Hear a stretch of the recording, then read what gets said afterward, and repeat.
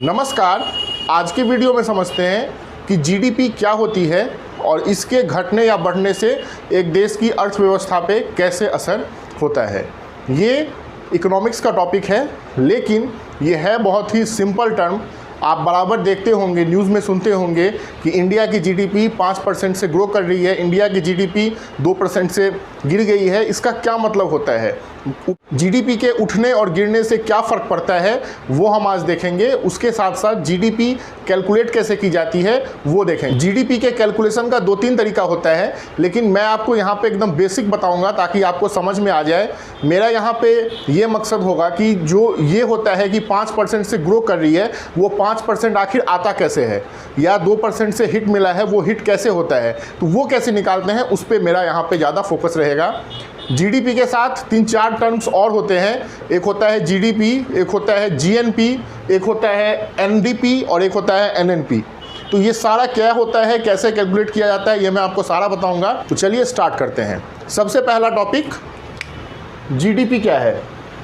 GDP का मतलब होता है ग्रॉस डोमेस्टिक प्रोडक्ट।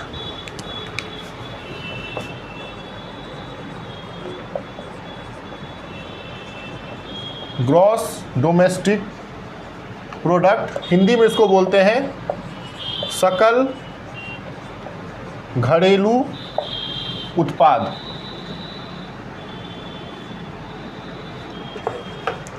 ये इसका नाम है जीडीपी का, ग्रॉस डोमेस्टिक प्रोडक्ट और सकल घरेलू उत्पाद। इसको समझिए, ये होता क्या है। बेसिकली जीडीपी जो है वो किसी भी देश का जितना भी उत्पादन है उस देश के अंदर, उसका कैलकुलेशन करता है। एक देश में कितना उत्पादन हो रहा है हर सेक्टर में, उसको देखते हैं। जीडीपी बेसिकली 3 सेक्टर्स पे होता है। एक होता है आपका एग्रीकल्चर का, दूसरा होता है आपको इंडस्ट्री का, और तीसरा होता है आपको सर्विसेज का। ये 3 चीज़ पे जीडीपी कैलकुलेट की जाती है। उसके साथ साथ जीडीपी का जो कैलकुलेशन का जो मानदंड है, वो मानदंड ये कहता है कि आपको इसका 4 है। पहला क्या होता है आपका एडमिनिस्ट्रेटिव,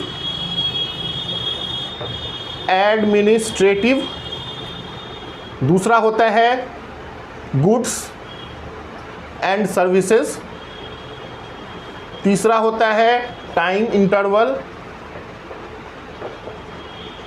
चौथा होता है वो होता है आपका एमआरपी, जिसको बोलते हैं आप सिंपल समझिए एमआरपी, मैक्सिमम रिटेल प्राइस, या इसका जो टेक्निकल नेम है वो हम कहते हैं final pricing of a good. ये 4 चीज़ पे जीडीपी कैलकुलेट की जाती है। तो सबसे पहले समझते हैं एडमिनिस्ट्रेटिव क्या होता है। इसका जो पूरा होता है उसको हम लोग ऐसे बोल सकते हैं एडमिनिस्ट्रेटिव सीमा। मतलब जैसे मान लीजिए हमारा भारत देश है, ठीक है, ये हमारा पूरा भारत देश हो गया, ठीक है। अब इस भारत देश के अंदर आपको कौन कौन सा सामान उत्पादित हो रहा है, जैसे आपका इलेक्ट्रॉनिक्स में ले लीजिए तो टीवी हो गया, फ्रिज हो गया, कंस्ट्रक्शन में आप ले लीजिए तो सीमेंट हो गया, सरिया हो गया, और आपका इलेक्ट्रॉनिक्स में आपको मोबाइल आता है। तो ये सारा चीज़ जो है, मतलब एक सुई से लेकर के और एक बड़ा से बड़ा सामान तक जितना भी उत्पादन इस देश में हो रहा है, वो सारा कैलकुलेट करके हम देखते हैं कि जीडीपी कितनी आती है। जैसे अब एडमिनिस्ट्रेटिव सीमा का मैं आपको बता रहा था, इसमें क्या होता है कि ये सारी चीज़ें इस देश के अंदर होनी चाहिए, मतलब इस देश के अंदर ही बननी चाहिए। ये फ़र्क नहीं पड़ता है कि इसको कौन बना रहा है। अब भारतीय कंपनी भी बना सकती है और विदेशी कंपनी भी बना सकती है। जैसे कि हमारा जो सैमसंग कंपनी है, जो इंडिया के अंदर आई हुई है बाहर से, वो इंडिया के अंदर मैन्युफैक्चरिंग करती है, तो वो जो है उसका मैन्युफैक्चरिंग जो है वो हमारा जीडीपी में काउंट होगा, ठीक है। तो जीडीपी में ये फ़र्क नहीं पड़ता है कि कौन उस प्रोडक्ट को बना रहा है, सिर्फ और सिर्फ आपका जो एडमिनिस्ट्रेटिव सीमा है वहाँ पे होना चाहिए। सीमा 2 तरह का होता है, एक होता है आपका एडमिनिस्ट्रेटिव सीमा और एक होता है आप जिसको बोलते हैं भौगोलिक सीमा, ठीक है। प्रशासनिक सीमा और भौगोलिक सीमा। इसमें क्या होता है, अब जैसे देखिए भौगोलिक सीमा हो गया जहाँ से आपका भूभाग स्टार्ट होता है, ठीक है। ऐसे इस साइड है, यहाँ पे आपका मुंबई हो गया, इसके बाद यहाँ पे समुद्र है, यहाँ पे आपका कन्याकुमारी है, इसके बाद भी समुद्र है, वेस्ट बंगाल के बाद भी यहाँ पे समुद्र है, और जम्मू एंड कश्मीर के बाद यहाँ पे आपका जो अलग देश है पाकिस्तान, वो है, ठीक है। तो अब भौगोलिक सीमा का मतलब ये हो गया। एडमिनिस्ट्रेटिव सीमा क्या होता है, जैसे अब यहाँ पे अब मान लीजिए कि ये सी है, अरेबियन सी मुंबई के पास, और इतना बड़ा एरिया जो है सी का वो भारत के अंदर में है। तो यहाँ पे अगर पेट्रोल का उत्पादन हो रहा है या समुद्र से जो भी उत्पादित सामान है उसका उत्पादन हो रहा है, तो वो भी हमारा भारत के अंदर ही आएगा। अब यहाँ पे जैसे आपको अंडमान एंड निकोबार है, इसके आसपास समुद्र में कहीं पर कुछ उत्पादन हो रहा है और ये हमारा भारत का हिस्सा है, तो ये जो है वो भी हमारा भारत की जीडीपी में ही आएगा। तो ये होता है एडमिनिस्ट्रेटिव सीमा। एडमिनिस्ट्रेटिव सीमा के अंदर होता ही यही है कि जहाँ तक हमारा एडमिनिस्ट्रेटिव पावर है, मतलब प्रशासनिक पावर है, वहाँ तक कुछ भी उत्पादन होगा तो वो हमारे जीडीपी में ही आएगा। ठीक है, एडमिनिस्ट्रेटिव सीमा समझ गए। उसका होता है goods and services. Goods and services का मतलब होता है वस्तु और सेवा। जैसे इसको ऐसे समझिए, अगर आप 100 रुपये लेकर किसी दुकान में गए, ठीक है, और आपने कहा कि 1 किलो सेब मुझे दे दो, तो वो क्या हो गया, वस्तु। जैसे आपने 100 रुपये दिया और उसके बदले आपने सेब ले लिया, तो वो गुड्स हो गया। कोई भी सामान हो सकता है, वो गुड्स हो गया। और सर्विस में क्या आता है, सर्विस में जैसे होता क्या है कि आप किसी एयरलाइन कंपनी से जा रहे हैं, ठीक है, जैसे आप दिल्ली से चले और मुंबई तक की आपने यात्रा की, तो आप किसी प्लेन में बैठ के गए, तो प्लेन आपको एक स्थान से दूसरे स्थान तक पहुंचाने का काम करती है। ये हो गया सर्विस, मतलब आपको सेवा दे रही है। आपको फीलिंग आ गई कि हाँ मैं दिल्ली में था और मैं मुंबई पहुंच गया, और बेसिकली ऐसा होता भी है। आप दिल्ली में थे, मुंबई पहुंच गए, लेकिन इस बीच की का जो प्रक्रिया है उसको हम लोग बोलते हैं सर्विस। इसमें आपको कोई सामान हाथ में नहीं मिलेगा। अब आप एयरलाइन में जाएंगे तो ऐसा थोड़ी आपको एयरलाइन वाला कुछ लेके दे देगा, वो कुछ आपको देगा नहीं, बशर्ते आपकी सेवा करेगा, आपकी सर्विस करेगा कि आपको दिल्ली से उठा के मुंबई तक पहुंचा दिया। तो ये होता है सर्विसेज। सर्विसेज के अंदर बहुत सारा होता है। वो डॉक्टर की सर्विस हो गई, वकील है, वकील का भी सर्विस होता है। तो जिसमें आपको पैसा देने के बाद सेवा का फील हो, सर्विस का फील हो, वो हम लोग बोलते हैं सर्विस। और गुड्स के अंदर होता है जहाँ पे आपको पैसा देने के बाद कोई फिजिकल चीज़ आपके हाथ में आए, जैसे आटा, गेहूँ, चावल, फल, ये सारा हो गया गुड्स के अंदर। और सर्विसेज के अंदर हो गया वकील की सेवा, डॉक्टर की सेवा, एयरलाइन की सेवा, ट्रेन की सेवा, बस की सेवा, ये सारा है जो भी ट्रांसपोर्टेशन के अंदर आता है वो सब का सब सर्विस के अंदर आता है। तो गुड्स एंड सर्विसेज। उसके बाद आपका हो गया time in calculation. Time in calculation का मतलब क्या होता है, जीडीपी जो कैलकुलेट की जाती है वो 1 ईयर के अंदर की जाती है। वैसे इंडिया के अंदर तिमाही है, 3 मंथ्स पे किया जाता है, ठीक है। तो बेसिकली जो वर्ल्ड की जीडीपी है वो हम लोग 1 ईयर के अंदर ही देखते हैं। तो 1 साल के अंदर कितना जीडीपी है उसका कैलकुलेशन होता है। तो टाइम इंटरवल हो गया। उसके बाद एमआरपी होता है, एमआरपी या फाइनल प्राइसिंग, ये सबसे मेन है, इसको समझिएगा। एमआरपी एंड फाइनल प्राइसिंग का मतलब होता है कि कोई भी सामान फाइनली कितने में बिक रहा है। जैसे इसको सबसे छोटा एग्जांपल मैं लेके चलता हूँ, आपका अपना मोबाइल फ़ोन। मोबाइल फ़ोन में बहुत सारा होता है। पहला उसका डिस्प्ले होता है, दूसरा कैमरा होता है, तीसरा प्रोसेसर होता है जो सबसे मेन होता है, प्रोसेसर होता है। उसके बाद उसमें माइक लगा होता है, फिर उसमें बहुत सारा जो है वो डिफरेंट टाइप्स का आपका सॉफ्टवेयर डला होता है। तो ये सारा चीज़ है, उसकी बॉडी होती है। तो इस सब चीज़ का अलग अलग प्राइसिंग होता है। जैसे अगर कभी आपका मोबाइल ख़राब हो जाता है तो आप जाते हैं बदलवाने के लिए, अब डिस्प्ले ही फूट गया, तो डिस्प्ले फूट गया तो दुकानदार बताएगा आपको कि डिस्प्ले में मान लीजिए 200 रुपये का खर्चा है, ठीक है। तो वो आपका अलग पार्ट हो गया। लेकिन जब आप मोबाइल खरीदने जाते हैं तो मोबाइल वाला आपको ये नहीं कहता है कि डिस्प्ले का 200 दे दीजिए और कैमरा का 400 दे दीजिए और प्रोसेसर का 1000 दे दीजिए। वो आपको सिंपली एक बार कहता है कि इस मोबाइल का दाम फॉर एग्जाम्पल 5000 रुपये है या 10,000 रुपये या 20,000 रुपये है। तो यही होता है आपका फाइनल प्राइसिंग। किसी भी चीज़ का फाइनल प्राइस के कितना है वो आपका होता है एमआरपी के अंदर। तो जीडीपी जो है वो इसी पे कैलकुलेट किया जाता है कि फाइनल प्राइसिंग किसी भी प्रोडक्ट का कितना है। जैसे अब आप होटल में ही खाना खाने गए, आपने कहा कि 1 प्लेट पनीर की सब्जी ले आओ, ठीक है। तो वो पनीर की सब्जी जो आपको देगा उसका एक बार बताएगा कि जैसे 150 रुपये का प्लेट है। वो ये नहीं कहेगा कि इसमें मैंने 60 रुपये का पनीर डाला है, इसमें मुझे 30 रुपये का गैस खर्चा हुआ है, फिर मैंने 10 रुपये का मसाला लगाया है, फिर मेरा 5 रुपये का लेबर का हो गया। ये नहीं होगा, वो बाइफरगेट नहीं करता है। वो आपको सिंपल कहेगा कि 1 प्लेट पनीर मीन्स आपको 150 रुपये देना है। जो हमारा फाइनल प्राइसिंग है, एक सामान आपको फाइनली कितना प्राइस में मिल रहा है वो हम काउंट करते हैं जीडीपी के अंदर। जीडीपी जब भी कैलकुलेट की जाती है तो इसी 4 टॉपिक पे किया जाता है कि पहला एडमिनिस्ट्रेटिव सीमा, मतलब हमारे सीमा के अंदर ही उत्पादित होना चाहिए। और उसमें भी जैसे देखिए, अब मैं आपको बता रहा था ना कि एक देश के अंदर यहाँ पर जैसे मान लीजिए महाराष्ट्र है और यहाँ पर मान लीजिए आपका दिल्ली है, यहाँ पर आपका मान लीजिए अगर फॉर सेइंग कर्नाटक है, ठीक है। तो कर्नाटक में जो सामान उत्पादित होगा वो कर्नाटक की जीडीपी में आएगा, ठीक है, मुंबई के अंदर जो सामान उत्पादित होगा वो मुंबई के जीडीपी में आएगा, मतलब इसका सीमा इतना है। और इस सब को मिला करके जो आपका होगा वो सेंटर के अंदर में आएगा, मतलब पूरे भारत देश के अंदर आएगा, हमारे केंद्र सरकार के अंदर आएगा। तो हम लोग जो बेसिकली डेटा देखते हैं वो हमारा सेंट्रल गवर्नमेंट के द्वारा दिया गया होता है, मीन्स भारत सरकार के ऊपर दिया गया होता है। भारत सरकार पूरे देश के जीडीपी के हिसाब से, पूरे देश के सिस्टम के हिसाब से हमें अपना जीडीपी बताती है। इसका भी दो होता है, एक होता है आपका नॉमिनल जीडीपी और एक होता है आपका रियल जीडीपी। अब ये क्या है ये भी बताऊंगा आगे। तो ये आप समझ गए, पहला एडमिनिस्ट्रेटिव हो गया, दूसरा goods and services. Goods and services से ही बना है आपका GST, goods and services tax, ये किसी और वीडियो में बात करेंगे। उसके बाद आपका टाइम, तो एक साल के अंदर करते हैं। इंडिया के अंदर जो है वो तिमाही चलता है, इसलिए चलता है क्योंकि इंडिया में जो है वो प्रोडक्शन का टाइम डिफर होता है हर समय पे। जैसे बारिश के टाइम में कम हो जाएगा प्रोडक्शन, फिर आपका अक्टूबर नवंबर दिसंबर के समय में, अप्रैल मई के समय में आपका जो प्रोडक्शन है वो ज़्यादा हो जाएगा। तो इसलिए इंडिया की जो है जीडीपी वो 3 मंथ्स पे लेते हैं। इसके बाद आपका एमआरपी और फाइनल प्राइसिंग, ये मैंने आपको बता दिया क्या होता है। तो जीडीपी बेसिकली इसी पे कैलकुलेट किया जाता है। अब देखते हैं जीडीपी कैलकुलेट कैसे किया जाता है। एक एग्जांपल मैं आपको लेके बताता हूं। जैसे मान लीजिए 2020 का ले लेते हैं एग्जांपल, ठीक है।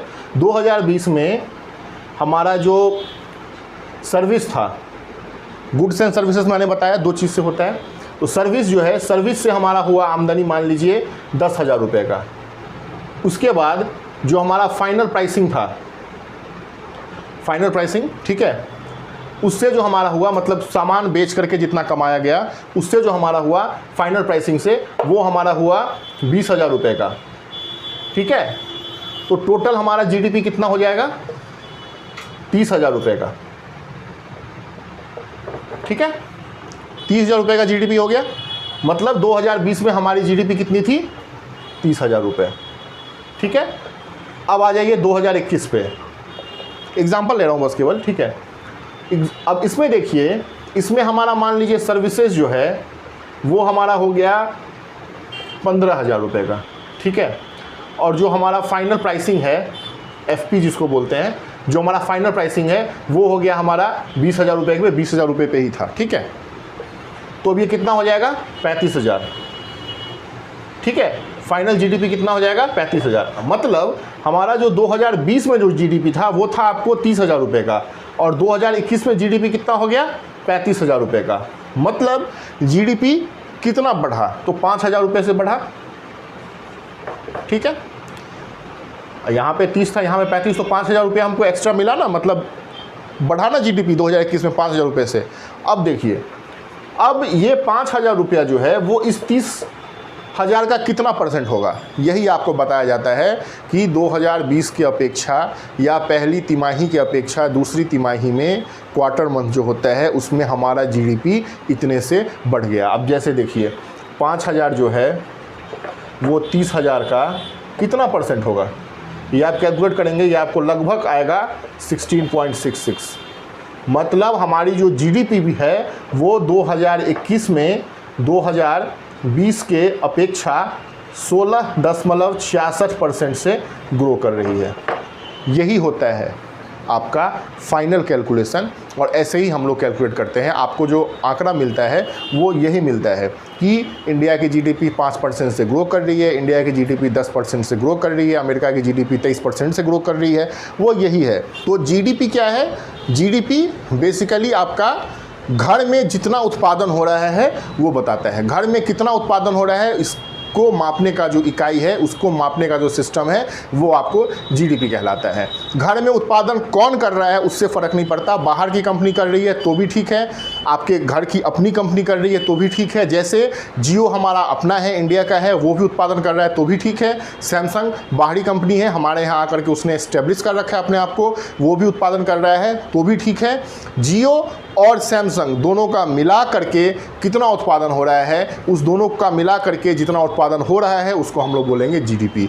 इंडिया के अंदर जितना भी उत्पादन हो रहा है, किसी भी चीज़ का जितना उत्पादन हो रहा है उस सब को मिला करके हम लोग बोलते हैं जीडीपी। अब भारत सरकार के पास सारा तो सिस्टम है नहीं। अब सरकार को थोड़ी पता है कितनी कंपनी है, ऐसे लंबी लंबी कंपनी, बड़ी बड़ी कंपनी का तो पता होगा, लेकिन एक छोटा से छोटा कोई व्यापार कर रहा है तो सब का जानकारी तो सरकार के पास होता नहीं है। अब टैक्स ही कोई हर आदमी तो देता नहीं है। अब जीएसटी में जैसे है 20 लाख से नीचे है तो आपको जरूरत नहीं है। अगर आप अपने अंदर ही कर रहे हैं, मतलब स्टेट आप क्रॉस नहीं कर रहे हैं, तो भी आपको जीएसटी का जरूरत नहीं है। तो अब जीएसटी आप नहीं भर रहे हैं तो सरकार को तो पता नहीं है। बहुत आदमी का इनकम भी होता है, अब जैसे वो इनकम टैक्स के स्लैब में नहीं आता है तो भी सरकार को नहीं पता है कि हमको कितना टैक्स मिल रहा है। तो सरकार जो है वो बेसिकली टैक्स के हिसाब से ही जीडीपी कैलकुलेट करती है। जितना टैक्स उसको आ रहा है, डायरेक्ट टैक्स और इनडायरेक्ट टैक्स। डायरेक्ट टैक्स के अंदर आपका जैसे इनकम टैक्स हो गया, वो आपका डायरेक्ट टैक्स है।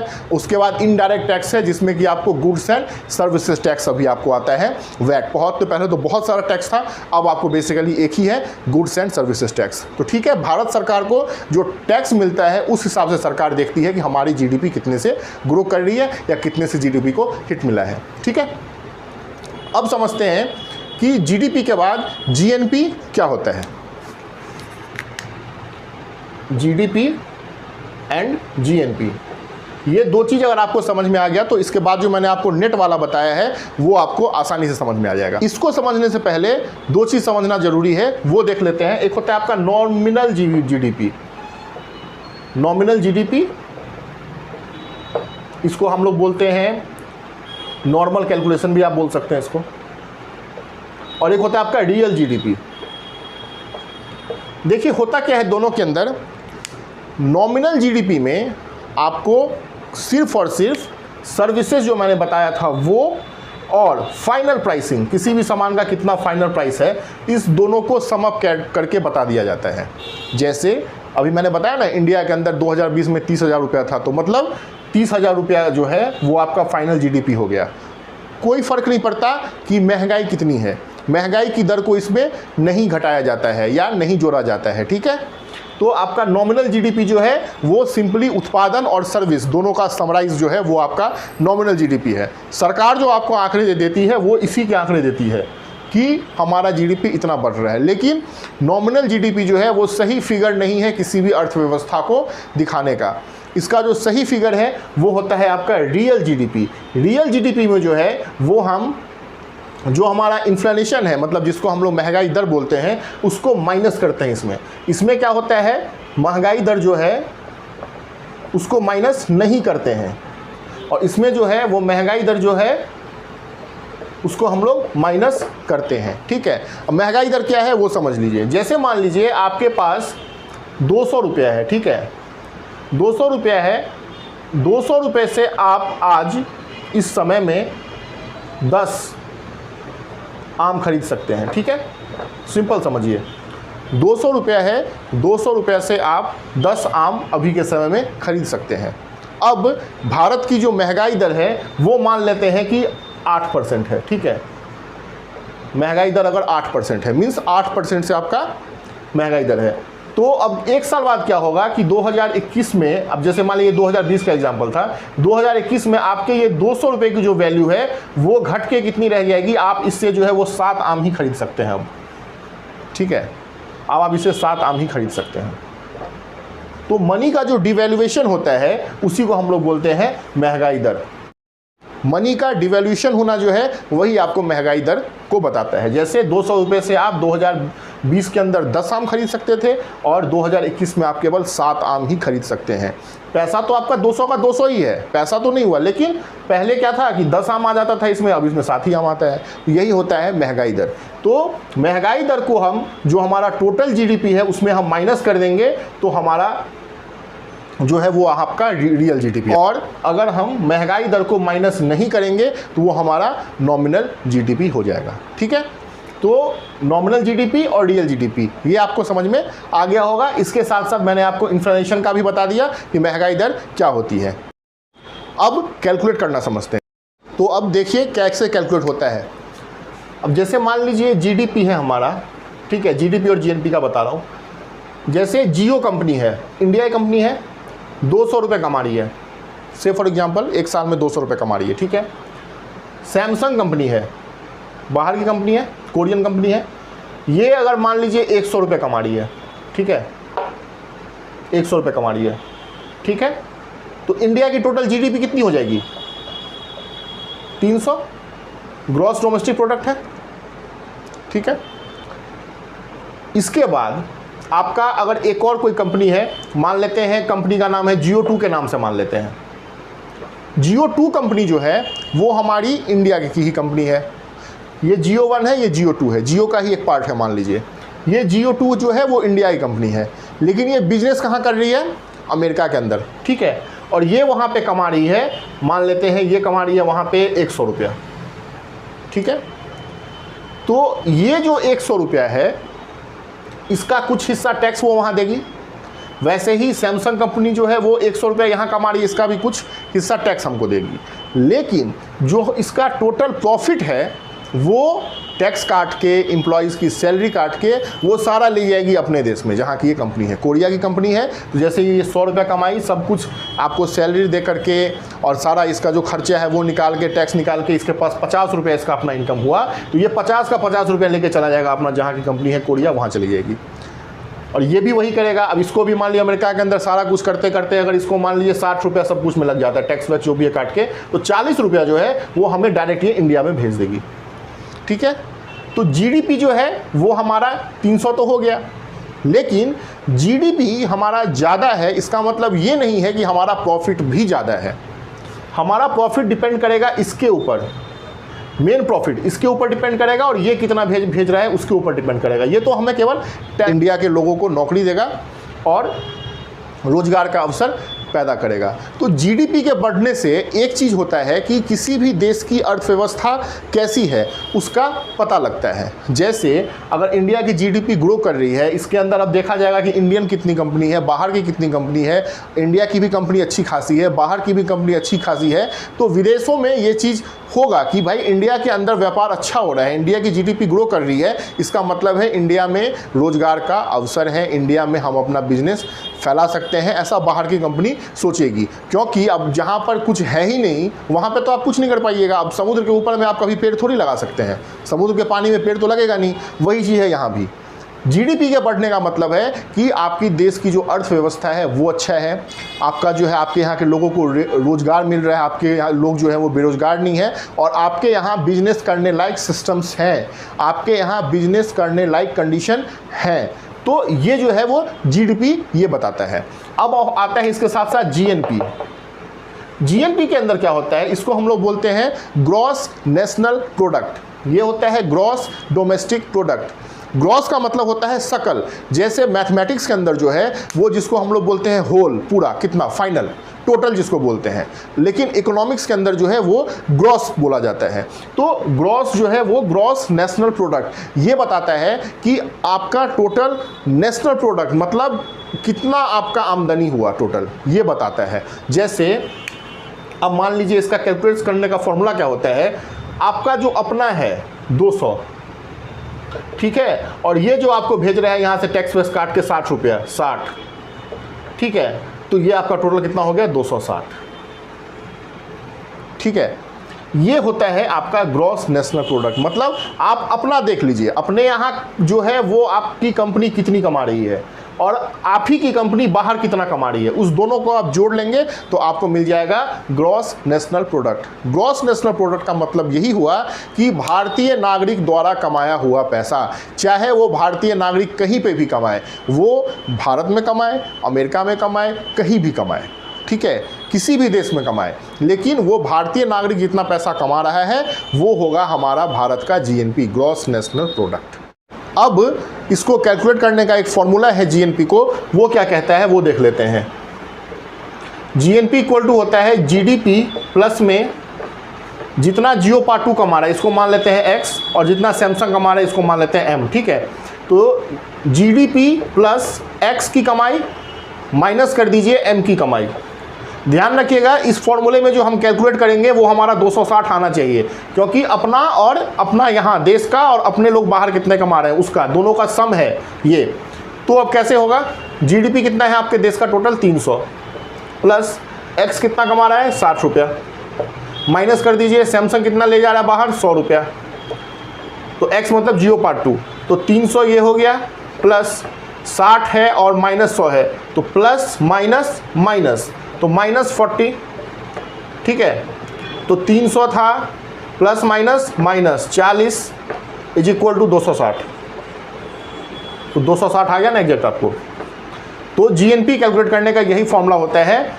जीडीपी में प्लस कीजिए जो आपके देश की कंपनी बाहर कमा रही है और वो कितना भेज रही है उसकी कमाई को, और कितना पैसा बाहरी कंपनी आपके देश से लेके जा रही है अपने देश में उसको कैलकुलेट कीजिए, और ये आपका आंसर आ जाएगा 260। देखिए, तो अब मैंने बताया था ना आपको कि अपनी कमाई और बाहर की कमाई, अपने लोगों की देश में कमाई और अपने लोगों की बाहर में कमाई, दोनों का सम जो होता है वो होता है आपका जीएनपी। 200 और 60, 260, और वही चीज़ आपको यहाँ पे आ रहा है। तो ये होता है आपका जीएनपी और जीडीपी। अब एक कंडीशन पे विचार कीजिए कि जैसे अब मैंने आपको बताया था कि जियो जो है वो मान लीजिए 100 रुपया कमा रही है, ठीक है, 200 कमा रही थी ना, 200 कमा रही है, और सैमसंग जो है वो आपको 100 कमा रही थी। तो टोटल जीडीपी आपका कितना था देश का? 300, ठीक है। अब ये 300 रुपया जो है वो 300 का 300 तो टोटल नहीं है। जैसे अगर मान लीजिए मैं कोई प्रोडक्शन करता हूँ किसी भी चीज़ का, तो मैंने जितना प्रोडक्शन किया है वो टोटल का टोटल काम में नहीं आएगा, कुछ एक उसमें फॉल्टी प्रोडक्ट भी निकलता है।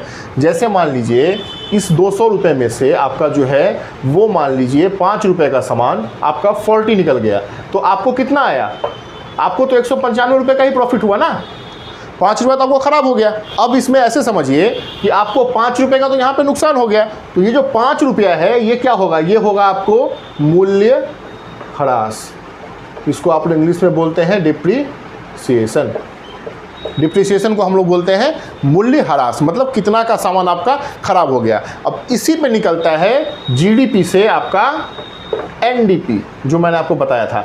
एनडीपी जो है वो कहता है नेट डोमेस्टिक प्रोडक्ट, मतलब नेट कितना है। टोटल तो हमने ग्रॉस प्रोडक्ट कर लिया 300 रुपये का, लेकिन नेट कितना आया हमारे पास, तो नेट कैसे निकालेंगे? इसमें से आप जीडीपी में से जो है वो माइनस कर देंगे आप डिप्रिसिएशन को, तो आपको एनडीपी मिल जाएगा। जैसे हमारा जीडीपी कितना है 300 का, और डिप्रिसिएशन कितना हो गया 5 रुपये का, ठीक है, 295, 295। ये तो काफ़ी आसान है। एनडीपी में तो सिंपल है कि आप डायरेक्ट उसको माइनस कर देंगे तो हो जाएगा। जीडीपी में से कितना खराब हो गया वो आप माइनस कर देंगे। खराब आप किसी से भी कर सकते हैं। मान लीजिए जैसे 5 रुपये का इसका खराब हुआ, 10 रुपये का इसका भी खराब हो जाता, तो टोटल कितना हो जाता? 15। तो कैसे निकालते? 300 में से आप माइनस कर देते 15 को, तो टोटल कितना आ जाता? 285। मतलब 285 रुपया जो है वो आपका एनडीपी हो गया। नेट डोमेस्टिक प्रोडक्ट जो है वो आपका 285 रुपये का हो गया, ठीक है। अब इसके बाद आता है, उसको हम लोग बोलते हैं, जैसे जीएनपी था ना, अब ऐसी होता है आपका NP, net national product, NNP. NNP क्या कहता है कि कितना हमको आमदनी हुआ टोटल काट के, सब खर्चा काट के कितना आमदनी हुआ, वो हम बोलते हैं उसको एनएनपी, नेट नेशनल प्रोडक्ट। जैसे जियो पार्ट 1 मैंने बताया था ना, जियो पार्ट 1 जो है वो आपको कमाई कर रही है 200 रुपये का, और जियो पार्ट 2 जो है वो आपको अपने घर में भेज रही है 100 रुपया बाहर से कमा के, ठीक है। इसमें बाहरी कंपनी का मतलब नहीं है, क्योंकि वो तो जितना कमा रही है वो तो लेके जा रही है बाहर। तो नेट नेशनल प्रोडक्ट जो है वो कितना हो जाएगा? आप देखिए, 200 रुपया ये कमा के भेजा और 100 रुपया ये कमा के भेजा, कितना हो गया? 300। हम क्या निकाल रहे हैं? नेट नेशनल प्रोडक्ट, एनएनपी, ठीक है। तो ये कैसे करेंगे? इसमें से टोटल जो कमाई है 300, इसमें से हम माइनस कर देंगे मूल्य ह्रास को। अब इसमें से हो सकता है कि 50 रुपये का नुकसान इसको हो गया हो, 10 रुपये का नुकसान इसको हो गया हो, ठीक है। तो हमारे पास कितना आ जाएगा? डिप्रिसिएशन कितना का हो गया आपको? 50 और 10 60 का डिप्रिसिएशन हो गया। तो 300 में से हम 60 को माइनस कर देंगे, ठीक है। तो आपका ये हो जाएगा 240 टोटल। मतलब एनएनपी जो है वो आपका 240 है। अब देखिए जीडीपी कितना था? 300। आपको इसका एनडीपी कितना आ गया? 295, और आपका जो एनएनपी है वो कितना आ गया? 240। तो एनएनपी हो नेट नेशनल प्रोडक्ट, या आपका ये वाला एनडीपी हो नेट डोमेस्टिक प्रोडक्ट, इसको निकालने का यही है कि कितना आपको आमदनी आ रहा है। अब डोमेस्टिक है, एनडीपी है, नेशनल डोमेस्टिक प्रोडक्ट है, तो डोमेस्टिक में कैसे करेंगे? जो आपका जीडीपी है उसमें से आप माइनस कर देंगे डिप्रिसिएशन को, मतलब कितना का सामान खराब हो गया, ठीक है। और जो आपका नेट नेशनल प्रोडक्ट है वो ये बताता है कि आपको अपने देश के लोगों के द्वारा की गई कमाई में क्या मिला। जैसे अब देश की कोई कंपनी है, वो कमा रही है 200 रुपये की, बाहर से कोई आदमी है, बाहर की कंपनी है, वो हमारे देश में कमा के भेज रही है 100 रुपया, तो 300 रुपया टोटल हो गया। अब उसमें से हम माइनस कर देंगे डिप्रिशिएशन को, मतलब कितने का सामान उसका खराब हो गया। तो जो बाहर से सामान हमको भेज रहा है वो तो ऑलरेडी अपना जो खराब हो गया उसको हटा के ही भेजेगा, या वहाँ से वो भेजा यहाँ पे आके वो खराब निकला तो हमारा तो किसी काम का नहीं होगा। तो डिप्रिशिएशन जो होगा, चाहे वो किसी भी कंडीशन में हो, आपके देश की जो कमाई है, लोगों की, देश के लोगों की कमाई है देश के अंदर, उससे, और देश के बाहर के रहने वाले, मतलब देश के लोग हैं और वो बाहर रह रहे हैं, उनकी जो कमाई है उसमें से, तो उनका डिप्रिशिएशन और इनका डिप्रिशिएशन दोनों को एडअप करके उसमें से फाइनल जो आपका है उसमें से माइनस कर देंगे। मतलब फाइनल जो आपका आमदनी था उसमें से आप डिप्रिशिएशन को माइनस कर देंगे, तो वो आपका निकल जाएगा NNP। जैसे जियो कमा रही थी 200 रुपया हमारे देश के अंदर रह के, Jio 2 जो है वो कमा रही है 100 रुपया हमारे देश के बाहर रह के, लेकिन 50 रुपया इसका यहाँ पे देश के अंदर था तो वो ख़राब हो गया, 10 रुपया जो है वो इसका ख़राब हो गया, तो टोटल डिप्रिशिएशन कितना हो गया 60 रुपये का।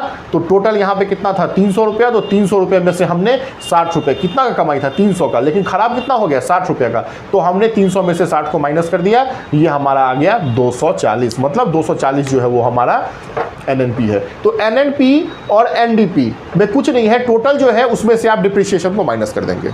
तो आज मैंने आपको बताया GDP, GNP, NDP और NNP। इसके साथ साथ मैंने आपको बताया कि GDP को कैसे कैलकुलेट करते हैं, 5% का हिट मिलना या 5% से GDP ग्रो करना वो क्या होता है वो मैंने आपको बताया। उसके बाद मैंने आपको बताया कि नॉमिनल GDP क्या होता है और रियल GDP क्या होता है, इन्फ्लेमेशन क्या होता है, मीन्स महंगाई दर क्या होता है।